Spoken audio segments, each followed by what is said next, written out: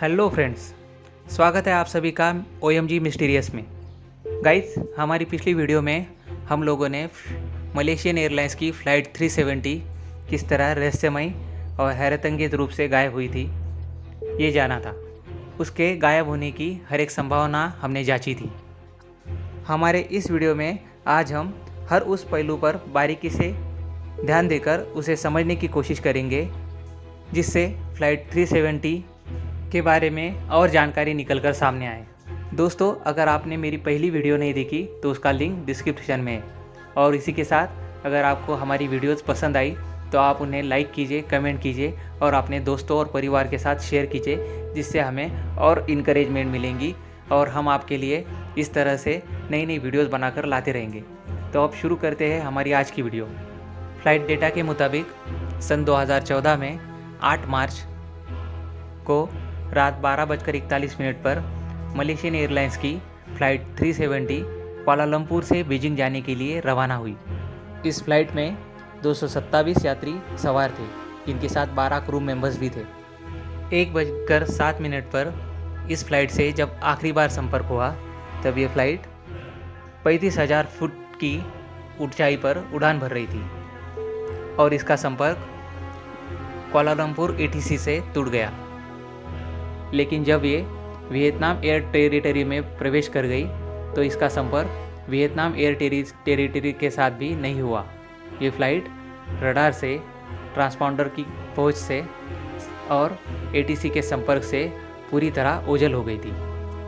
Flight 370 के साथ किसी प्रकार का कोई संपर्क नहीं हो पा रहा था। फ्लाइट 370 का अचानक हैरतअंगेज तरीके से गायब होना रडार से और ट्रांसपॉन्डर से सभी संपर्कों से ओझल हो जाना सबको चौंका देने वाला था। दोनों तरफ की ATC और सरकारों का दिल ये सोचकर दहल गया कि फ़्लाइट के साथ कोई अनहोनी ना हुई हो, और यही सोचकर रेस्क्यू टीम इस फ्लाइट के पॉसिबल रूट पर रेस्क्यू ऑपरेशन करने लगे। लेकिन ये घटना और भी ज़्यादा रहस्यमय और हैरतअंगेज तब हुई जब इस फ्लाइट के पॉसिबल रूट पर ना ही फ़्लाइट 370 मिली और ना ही उसका मलबा। पूरे 227 पैसेंजर्स और क्रू मेंबर के साथ फ़्लाइट 370 गायब हो चुकी थी। फ़्लाइट 370 की लगातार 3 दिन तक खोज की गई। फ़्लाइट का जो पॉसिबल रूट था उस रूट पर हर तरीके से फ़्लाइट को खोजा गया। पानी में रोबोटिक पनडुब्बी के ज़रिए फ़्लाइट 370 या उसके अवशेषों को खोजा गया, लेकिन कहीं कोई सफलता आती हुई नज़र नहीं आई। तभी मलेशियन मिलिट्री के एक रडार ने इस घटना के तुरंत बाद फ़्लाइट को ट्रैक करने की एक बात निकलकर सामने आई, जिसमें कहा गया कि फ़्लाइट 370 बस थोड़े समय के लिए मलेशियन मिलिट्री के रडार के संपर्क में आई थी और वो उस समय अपने पॉसिबल रूट से हटकर अपनी दिशा से परावर्तित होकर किसी और दिशा में निकल गई है। अब ये मामला और भी ज़्यादा संगीन और रहस्यमय हो चुका था, क्योंकि चाहे जितनी भी बुरी हालात हो, फ्लाइट में चाहे जितनी बड़ी यांत्रिक विफलता हो जाए, वो फ्लाइट उसके पॉसिबल रूट के आसपास ही कहीं मिलती है। फ्लाइट दुर्घटनाग्रस्त हो या क्षतिग्रस्त हो, वो फ्लाइट उसी के पॉसिबल रूट के आसपास ही कहीं खोजी जाती है। लेकिन यहाँ पर ना तो फ्लाइट थी, ना फ्लाइट के मलबे का कोई नामो निशान। फ्लाइट के कहीं और निकल जाने की जो बात मलेशियन मिलिट्री ने कही थी वो सच होती नज़र आ रही थी, और इस वजह से ये मामला और भी पेचीदा बनता जा रहा था। फ्लाइट को लगातार 15 दिन तक हर पॉसिबल रूट पर और उसके आसपास ढूंढा गया। हर एक संभावना को बारीकी से जांचा गया, लेकिन फ़्लाइट का कहीं कोई नामो निशान नहीं मिला। फिर 16वें दिन इमरन सैटेलाइट का एक घोषणा पत्र सामने आया, जिसमें कहा गया था कि फ़्लाइट 370 अपने पॉसिबल रूट से हटकर परावर्तित होकर हिंद महासागर और इंडियन ओशन के आसपास देखी गई थी। सैटेलाइट ने हिंद महासागर में पानी में किसी चीज़ के टकराव की वजह से लहरों में उत्पन्न हुआ कंपन ट्रैक कर लिया था, और शायद ये कंपन फ़्लाइट 370 का ही होगा। साथ में ये भी कहा गया कि फ़्लाइट 370 अपने पॉसिबल रूट से हटकर लगभग 6 घंटों तक उड़ान भरती रही। लेकिन इन 6 घंटों में फ़्लाइट के साथ क्या हुआ? फ़्लाइट के सभी क्रू मेंबर्स, पायलट ने किसी प्रकार किसी के साथ संपर्क करने की कोशिश क्यों नहीं की गई? ट्रांसपॉन्डर और ट्रांसमिशन में क्या तकनीकी खराबी आई थी जिसकी वजह से कोई संपर्क उनसे कर नहीं पा रहा था? ये सब बातें एक अनसुलझा राज बनकर रह गई थी। सन 2014 24 मार्च को मलेशियाई प्रधानमंत्री नजीब रज़ाक ने यह ऐलान किया कि फ़्लाइट 370 हिंद महासागर और इंडियन ओशन के 2500 किलोमीटर के दायरे में कहीं क्षतिग्रस्त या दुर्घटनाग्रस्त हो चुकी है और शायद ही इस फ्लाइट में किसी के जीवित बचने की कोई संभावना अभी बाकी है। कई साल तक ऑस्ट्रेलिया, मध्य पूर्व एशिया, हिंद महासागर और इंडियन ओशन में फ़्लाइट की लगातार खोज की गई। कई देशों की सरकारें एयर इन्वेस्टिगेशन टीम और सर्च ऑपरेशन चालू रहे। कई देशों की सरकारों ने एक साथ मिलकर सर्च ऑपरेशन जारी रखे, जिसमें एयर क्रैश इन्वेस्टिगेशन टीम और बाकी सभी एजेंसियों के सहयोग से इस फ्लाइट को हर जगह खोजा गया, लेकिन इस फ्लाइट का किसी प्रकार का कोई नामो निशान नहीं मिला और ये फ्लाइट एक रहस्य बनकर सबकी आंखों में छुपती रही। कई सालों तक ऑस्ट्रेलिया, मध्य एशिया, हिंद महासागर और इंडियन ओशन में इस फ्लाइट की तलाश जारी रही। कई देशों की सरकारें और जांच एजेंसियां इस फ्लाइट को लगातार खोजते रहे, लेकिन रहस्यमयी और हैरतअंगेज ढंग से गायब हुई इस फ्लाइट का, उसके मलबे का और उन पैसेंजर्स और क्रू मेंबर्स का कहीं कोई नामो निशान नहीं मिला। बीच बीच में एयरक्राफ्ट इन्वेस्टिगेशन के अधिकारियों और विभिन्न पत्रिकाओं के तज्ञों का विश्लेषण सामने आता।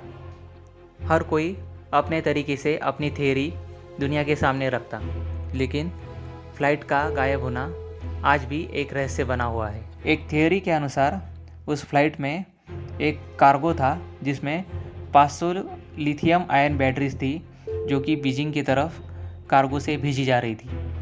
शायद वातावरण के दबाव और उन बैटरियों के एक दूसरे के साथ घर्षण की वजह से फ़्लाइट 370 में दुर्घटनाजन्य परिस्थिति निर्माण हो गई हो और फ्लाइट दुर्घटनाग्रस्त हो गई हो, ऐसी थ्योरी निकल कर सामने आई। लेकिन फ्लाइट दुर्घटनाग्रस्त होती तो भी अपने पॉसिबल रूट पर, कहीं और जाकर नहीं। इस थ्योरी का और फ्लाइट के अपने रूट से परावर्तित होकर हिंद महासागर की तरफ निकल जाने का कोई जोड़ मिल नहीं रहा था, इसलिए ये थ्योरी बेकार निकली। मीडिया की ओर से एक और थ्योरी बार बार निकल कर सामने आती, जिसमें ये कहा गया था कि फ़्लाइट 370 उड़ान के बाद लगभग 42 मिनट तक वियतनाम एयर टेरिटरी में पहुंचा था, लेकिन वहां पहुंचते हुए फ़्लाइट 370 का कैबिन डीप्रेशराइज हो गया, जिसकी वजह से सभी पैसेंजर्स, क्रू मेंबर्स और पायलट, इनमें ऑक्सीजन की कमी होने लगी और वो लोग एकाएक बेहोश हो चुके। इस समय कुछ भी ना कर पाने की हालत की वजह से या बेहोशी की वजह से पायलट ने फ़्लाइट से अपना नियंत्रण खो दिया और 40,000 फुट की ऊंचाई से फ़्लाइट 370 सीधे समंदर में क्रैश हो गई। मगर ये थ्योरी भी बिल्कुल बेबुनियाद थी, क्योंकि फ़्लाइट के टेक ऑफ होने के बाद लगभग 42 मिनट तक फ़्लाइट 35 से लेकर 40,000 फुट की ऊंचाई तक पहुंच गई थी। इतने वक्त में अगर कोई तकनीकी खराबी होती भी तो उसे जांच लिया जाता और एटीसी को रिपोर्ट कर दिया जाता, और अगर डीप प्रेशराइज होने की वजह से फ़्लाइट क्रैश होकर समुद्र में गिरी भी तो फ़्लाइट 370 या उसका मलबा आज तक मिला क्यों नहीं। कैबिन डीप्रेशराइज होने के तथ्यों का फ़्लाइट के गायब हो जाने के साथ कहीं कोई संबंध मिलता जुलता नज़र नहीं आ रहा था। हर बार एटीसी और मलेशियन एयरलाइंस की तरफ से फ़्लाइट में यांत्रिक विफलता के कारणों को बार बार ठुकराया गया, क्योंकि फ़्लाइट 370 एक बहुत ही आधुनिक तरीके से बनाई गई बोइंग 777 थी, जो हर एक नए एडवांस इक्विपमेंट और एडवांस कम्युनिकेशन सिस्टम से लैस थी, जिसमें 4 से लेके 6 कम्युनिकेशन सिस्टम थे। और ये सारे कम्युनिकेशन सिस्टम एक ही वक्त में ख़राब हो जाए, इनमें कोई तकनीकी ख़राब भी आ जाए, ये बात लगभग असंभव थी। अगर प्लेन के साथ कोई दुर्घटना या अनहोनी हो रही हो तो कैबिन क्रू, फ्लाइट अटेंडेंट या कैप्टन, इन सभी में से कोई एक व्यक्ति भी ट्रांसपॉन्डर से ट्रांसमिशन के ज़रिए एटीसी तक ये खबर पहुंचा देता। लेकिन फ़्लाइट के 42 मिनट तक उड़ान भरने तक और वियतनाम एयर टेरिटरी से गायब होने तक कहीं कोई खराबी रिपोर्ट नहीं की गई। कई सालों तक फ़्लाइट 370 का राज एक अनसुलझा राज ही रहा। बीच बीच में फ़्लाइट 370 के हाईजैक होने की खबरें भी सामने आती, लेकिन ये बात भी लगभग असंभव थी, क्योंकि मलेशियन सरकार ने फ़्लाइट 370 के गायब होने के बाद सभी पैसेंजर्स, कैबिन क्रू मेंबर्स और पायलट्स का क्रिमिनल बैकग्राउंड चेक किया। सभी का बर्ताव, स्वभाव, घटना के दिन की उनकी गतिविधियाँ, सारी बातें ट्रैक की गई, मगर इन सभी में कुछ भी संदिग्ध नहीं था। कोई भी बात संदिग्ध नहीं थी। अगर फ़्लाइट 370 का किसी शख्स की तरफ से या किसी आतंकी की तरफ से अगर फ़्लाइट 370 में अपहरण या कोई आतंकी गतिविधि हुई होती तो पायलट, कैबिन क्रू मेंबर या पैसेंजर्स की तरफ से कोई भी सूचना, कोई भी रिपोर्ट एटीसी तक या आम जनता तक बाहर भेजी जाती, लेकिन ऐसा कुछ भी सामने नहीं आया था। अगर ये प्लेन हाईजैक किया गया होता तो आतंकवादी इतने बड़े बोइंग 777 फ़्लाइट को लेकर जाते भी तो कहा। इतने सालों तक इस फ़्लाइट को छुपाए रखना असंभव है। हाईजैक करने के बाद कहीं न कहीं किसी न किसी देश जाकर उन्हें रुकना ही पड़ता और वो लोग किसी न किसी रडार और सैटेलाइट के नज़र में आ जाते। और अगर ये कोई आत्मघाती आतंकी हमला होता तो फ़्लाइट को गुमशुदा नहीं किया जाता। उस फ़्लाइट को और उसके यात्रियों को दुनिया के सामने लाकर उनके बदले कोई मांग की जाती। इस स्थिति में फ़्लाइट की लोकेशन पूरी दुनिया को पता रहती। मगर पिछले कई सालों में ना किसी व्यक्ति, ना समूह, ना संगठन ने इस घटना की, इस फ़्लाइट 370 के गायब होने की जिम्मेदारी ली है, ना किसी ने इसके बारे में कोई मांग की है। आतंकियों की साजिश आतंक फैलाने की होती है। अगर फ़्लाइट को अगवा करके उन्हें क्रैश भी करना होता तो वो किसी रिहायशी इलाके में लाकर उसे क्रैश करवा देते। किसी अनजान और सुनसान जगह पर ले जाकर फ़्लाइट को क्रैश करने की बात कोई आतंकी सोच भी नहीं सकता। और अगर फ़्लाइट को क्रैश भी कराया होता तो आज तक इतने साल खोजने तक फ़्लाइट का मलबा कहीं ना कहीं मिल ही जाता।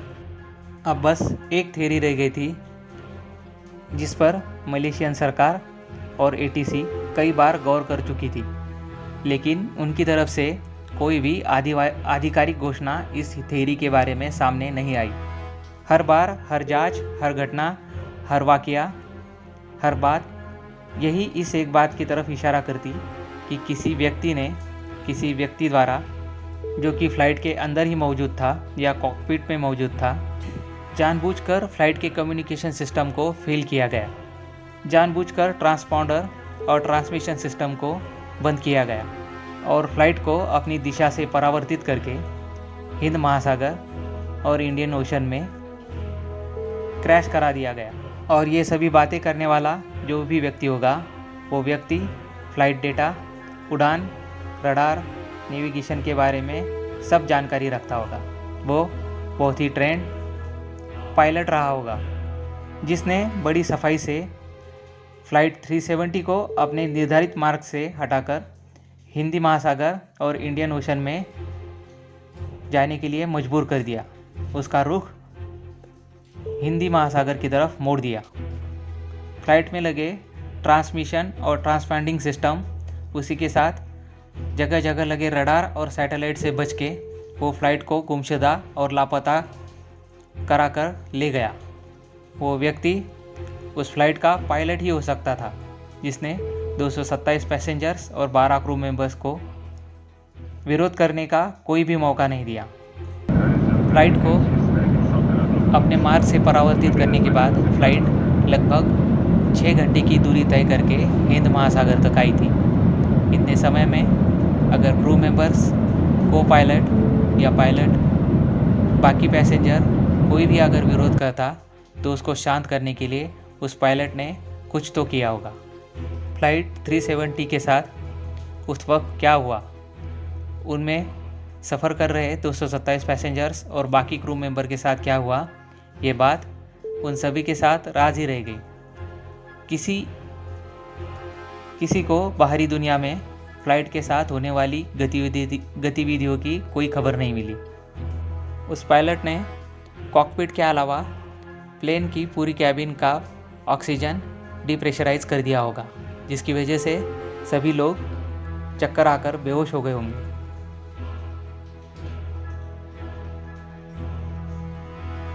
और वो लोग किसी प्रकार का कोई विरोध करने की हालत में नहीं होंगे। उस व्यक्ति ने अपने साथ साथ फ़्लाइट में सफ़र कर रहे 227 पैसेंजर्स और बाकी बचे क्रू मेंबर के साथ फ़्लाइट को 40,000 फुट की ऊंचाई से सीधे गहरे समुद्र में टकराया होगा। इतनी ऊंचाई से सीधे समुद्र में वर्टिकली गिरने के बाद प्लेन एक सुपरसोनिक मिसाइल की तरह नीचे आया होगा, जिसकी वजह से फ़्लाइट 370 के हज़ारों लाखों अनगिनत टुकड़े हो गए, जो कि पूरे हिंद महासागर और इंडियन ओशन में बिखर गए होंगे, जिसकी वजह से उन्हें ढूंढा नहीं गया या खोजने पर भी वो मिल नहीं सके।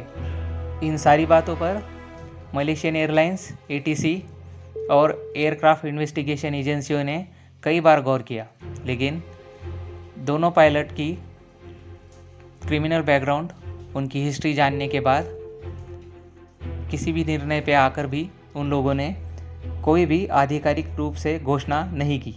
जुलाई सन 2015 तक ऑस्ट्रेलिया से लेकर तांजानिया, मोजाम्बिक, मॉरिशस और अफ्रीका के कई जगहों पर फ़्लाइट के मलबे और उसके टुकड़े पाए गए। लगभग मिले हुए 26 टुकड़ों में से 3 टुकड़ों को फ़्लाइट 370 के कैबिन इंटीरियर के रूप में पहचाना गया, मगर इससे ये कभी साफ नहीं हुआ कि फ़्लाइट 370 के साथ हुआ क्या था।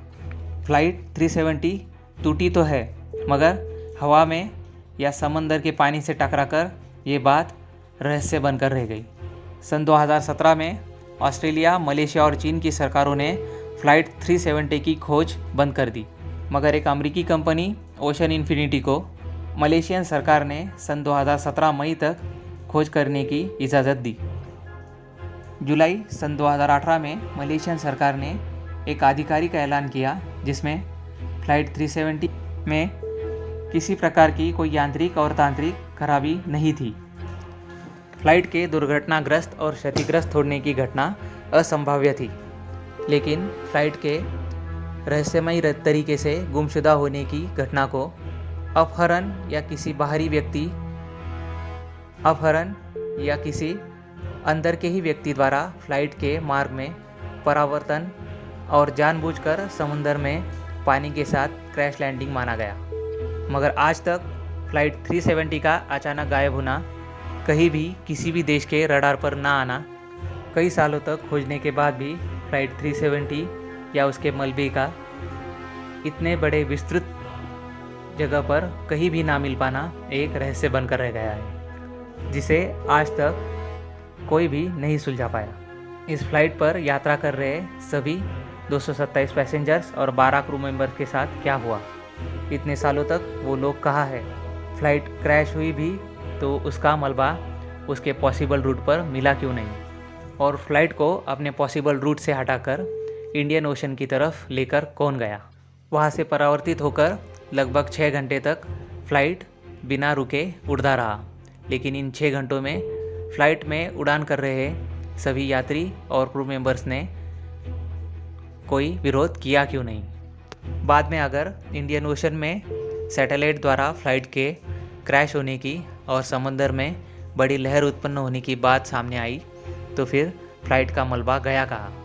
ये किसी आतंकी की या फ्लाइट के पायलट की हरकत है जिसने खुद आत्महत्या करते हुए सभी 227 पैसेंजर और बाकी बचे क्रू मेंबर्स की हत्या कर दी। विमान को 40,000 फुट की ऊंचाई से सीधे पानी में गिराकर, चाहे जो भी हुआ हो, चाहे कारण जो भी हो, लेकिन आज भी फ्लाइट 370 दुर्घटनाग्रस्त हुई या किसी हादसे या साजिश का शिकार हुई, ये बात एक राज बनकर रह चुकी है।